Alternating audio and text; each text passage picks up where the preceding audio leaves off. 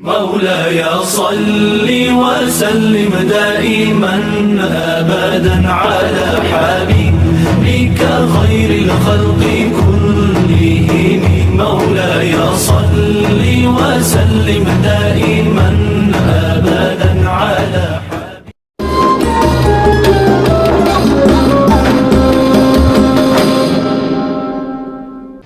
Bismillahirrahmanirrahim. Assalamualaikum warahmatullahi wabarakatuh. Alhamdulillahirrabbilalamin. Wa bihi nasta'in ala umurud dunya waddin. Assalatu wassalamu ala asrofil anbiya'i wal mursalin wa ala alihi washabihi ajmain. Amma ba'du. Sebelumnya izinkan saya memperkenalkan diri. Saya Pujardana dari SMA Negeri 1 Dalam Merawan.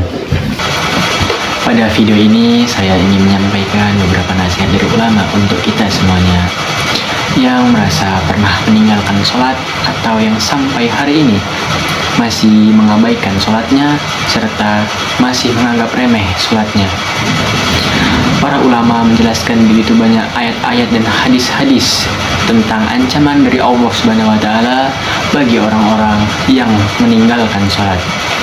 Bahkan kalau kita membaca dalam rukun Islam, sholat termasuk rukun yang kedua setelah syahadat. Artinya akan ditolak Islaman seseorang meskipun ia mengucap asyhadu an la ilaha illallah wa anna muhammadar rasulullah, tetapi ia tidak melaksanakan sholat secara sengaja tanpa uzur yang jelas.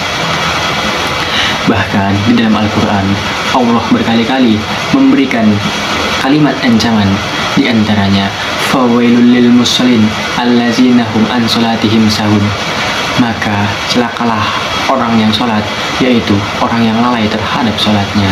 Makanya Allah Subhanahu wa Ta'ala menggolongkan di antaranya ciri yang paling jelas terhadap kemunafikan seseorang adalah dia malas dalam melaksanakan ibadah sholat.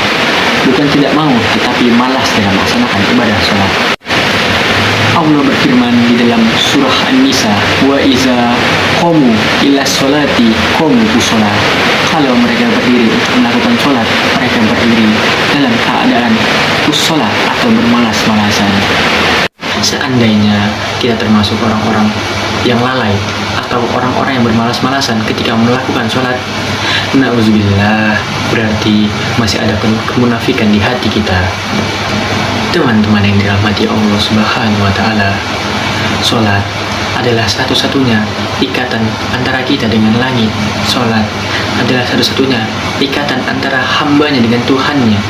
Sehingga jika kita tidak melaksanakan sholat satu kali saja, berarti kita memutus ikatan kita dengan Allah Subhanahu wa Ta'ala. Lalu bagaimana kita akan mendapatkan pertolongan dari Allah ketika kita butuh, sedangkan kita tidak punya ikatan apa-apa dengan Allah? Satu-satunya, kata ulama, ikatan yang menghubungkan antara hamba dengan Robnya adalah as-sholah. Siapa yang meninggalkan sholat secara sengaja tanpa alasan yang dibolehkan oleh agama, maka berarti ia telah memutuskan hubungan dengan Allah Subhanahu wa Ta'ala. Para ulama sampai berpendapat, seandainya seseorang meninggalkan sholatnya sampai akhir hayatnya, maka ketika ia meninggal, ia tidak boleh dikuburkan di kuburan kaum muslimin.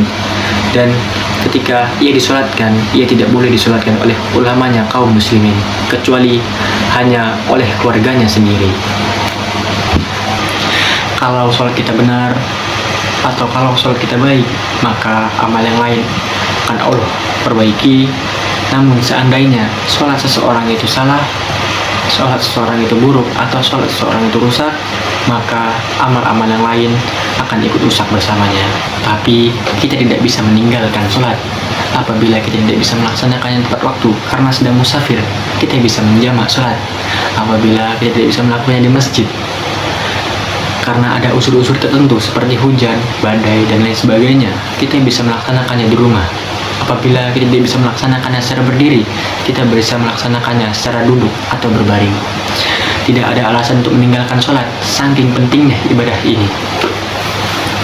Maka janganlah kita memutuskan hubungan dengan Allah dengan cara meninggalkan sholat. Mudah-mudahan ketika kita menjaga sholat kita, Allah akan menjaga hidup kita. Barakallahu fikum.